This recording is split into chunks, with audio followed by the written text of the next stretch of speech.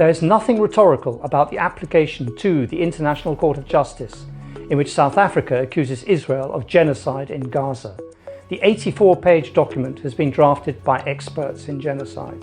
It makes an overwhelming case in cold, brutal, hard facts. It acknowledges that Hamas was responsible for atrocious war crimes against civilians in southern Israel on October the 7th, but says nothing that took place that day can justify what has happened for the last 3 months to the population of Gaza as a whole. The document marshals the avalanche of evidence of acts of genocide into 7 main categories.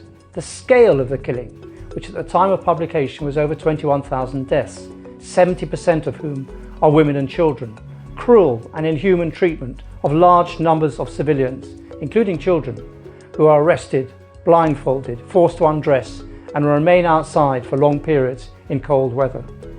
Continual breaking of promises of safety, with Israel bombing areas it advised in leaflets residents to flee to.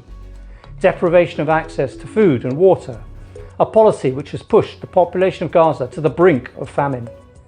Israel's attack on the healthcare system, which has left only 13 out of 36 hospitals still functioning, and all those attacks on ambulances, convoys and first responders.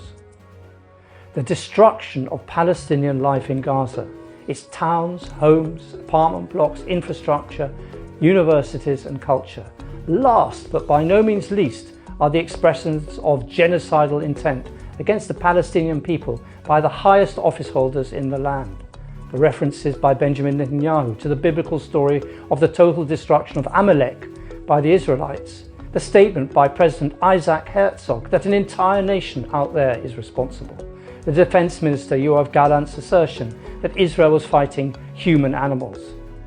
There are 2 features of this legal move that deserve attention.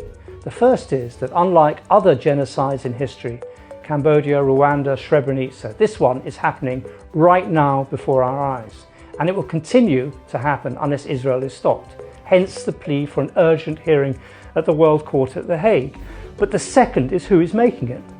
No country other than South Africa has done more to fight racism and to prove that a liberation struggle against a despotic and overwhelmingly powerful apartheid regime can succeed. Aware of the significance of this, Israel is saying it's going to fight this application in court and has already accused South Africa of anti-Semitism and of making a blood libel against all Jews. But already Malaysia and Turkey have lined up behind the action, and a number of nations are following. The plain truth is that no state is doing more to delegitimize itself than Israel.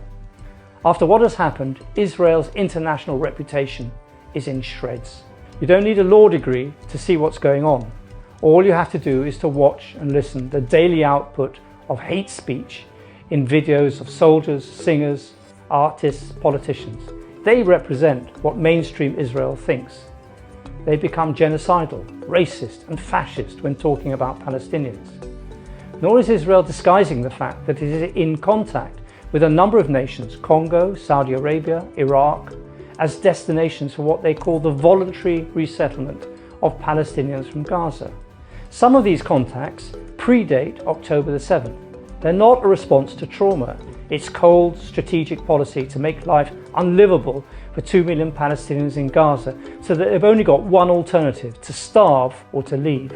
The court in The Hague has agreed to hold a hearing next week. No case could be more urgent, and the fate of that highly endangered species called international justice depends on it.